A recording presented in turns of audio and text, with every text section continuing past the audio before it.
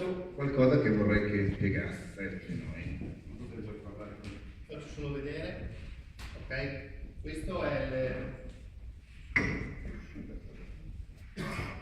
il manifesto di René Chateau. È un documento che viene depositato, è stato depositato all'UNESCO. Perché ho portato questo? Perché dice... René Chateau, scusa, che è René Chateau è un'associazione mondiale che raggruppa i migliori alberghi, tutti i 5 stelle del mondo e dicono i migliori ristoranti, a fatto eccezione a Godia perché io sono la pecorante. Allora, quando Andrea mi ha detto vieni, Andrea e Carlo sono i miei pusher della Rosa, li ringrazio, quando mi ha detto vieni a dire 2 parole sulla Rosa, tipo no, io la Rosa la uso, non cosa devo fare, le memorie, ce l'avete Beppi, poi sentirete sicuramente Walter e anche l'uomo del presidio, e quindi questa è la storia della Rosa. E io ho detto quanto è importante per me la Rosa, e su questo parto subito a bomba con un documento che noi abbiamo sottoscritto e depositato all'UNESCO. Punto 1: offrire ai propri ospiti proposte gastronomiche che siano testimonianza ed espressione del territorio, della storia e delle tradizioni locali, per valorizzare le differenze culturali che rendono uniche le diverse cucine del mondo. Ecco cos'è la Rosa, è il punto 1 del manifesto di René Chateau. Non è un ingrediente speciale, sapete? No, Andrea non te l'ho mai detto, non è speciale. È il passo successivo speciale, che è unica. Perché speciali possono essere tanti, ma unici no. E questo è quello che io penso della Rosa di Gorizia. Come ho conosciuto la Rosa di Gorizia? L'ho conosciuta più di 20 anni fa, me l'ha portata un produttore di vino, pensate voi, Marco Perco.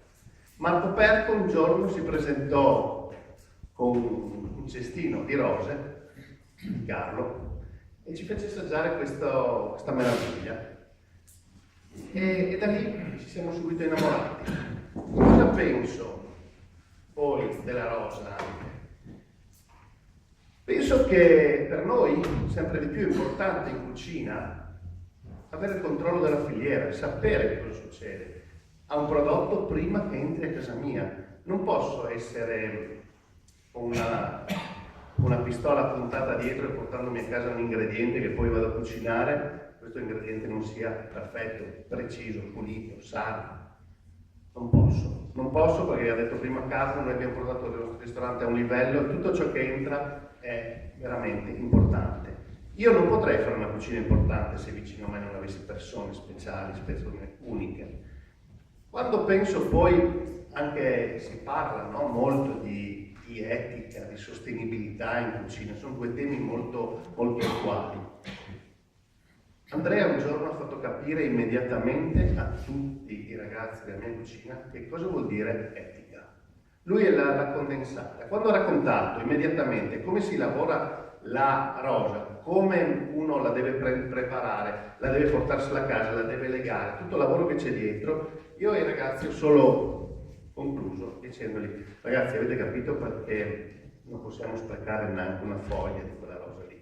Perché uno che va a prendersela nel campo, in un campo aperto, e lavora con le mani nella terra perché ci ha spiegato che non si può meccanizzare questo processo, bisogna portare rispetto. E noi cuochi dobbiamo portare rispetto a chi ci fornisce queste materie prime così importanti. La Rosa di Gorizia, cosa vi posso dire, come la uso in cucina? La Rosa di Gorizia, sapete, in questa magnifica regione ci danno dei prodotti che noi cuochi potremmo solo rovinare. San Daniele è buono così, ho provato 1000 volte a farci dei lavori sopra. No, sono giunto al punto che il San Daniele va solo affettato e servito su un crostino, un gressino, su quello che si vuole. Gli asparagi meno li tocchiamo perché parlato anche di asparagi, noi meglio è, sono buoni così. Il turione è perfetto, proprio questo turione dolcissimo. La Rosa di Gorizia cosa devo fare? È già buona così. Cosa ci devo fare? Non la devo rovinare, non devo fare niente.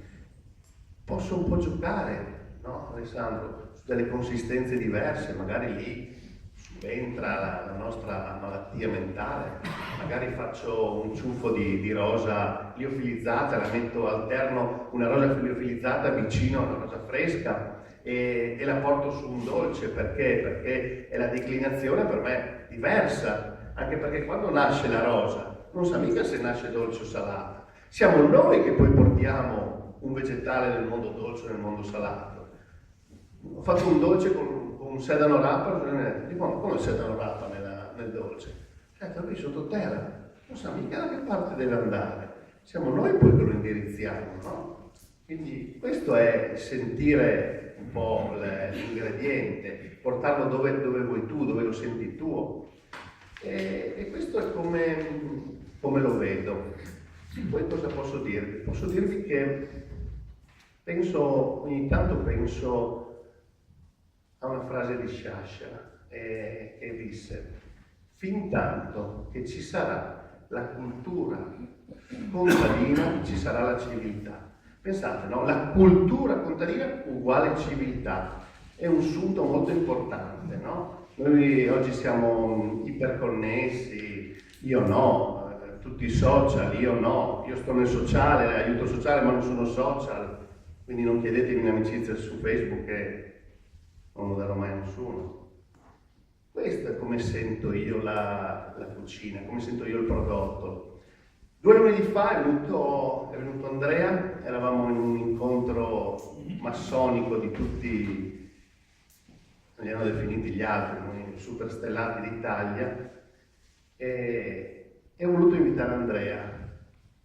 E lui mi fa: cosa devo venire a fare? No, vieni a portare la rosa. Lì ha portato la rosa, i ragazzi si sono non innamorati di più, in quel momento lì si è bloccata la riunione, e dei miei colleghi gliel'hanno chiesta, gliel'hanno ordinata. Io vorrei farvi sentire cosa dice un mio collega quando l'ha ricevuta, bellissimo, mi ha mandato un messaggio vocale perché è più caldo, no? Perché leggere un messaggio, leggerlo è freddo, è tecno-emozionale, non regala niente. Invece lui mi ha fatto un messaggio audio. Emanuele, grazie, ti voglio bene, no? Ma perché? Perché ci deve essere questo scambio tra di noi.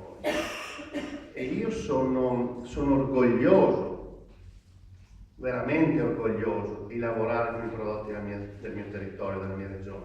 Non ho mai considerato un minus lavorare a Godia e usare i prodotti della mia regione, l'ho sempre considerato un plus. E oggi è stata una strada difficile, certo, però i fatti ci stanno dando ragione. Bisogna essere orgogliosi di usare ciò che abbiamo, perché un piatto racconta sempre la storia dei nostri popoli, e questa è la mia cucina. Grazie. Grazie Emanuele.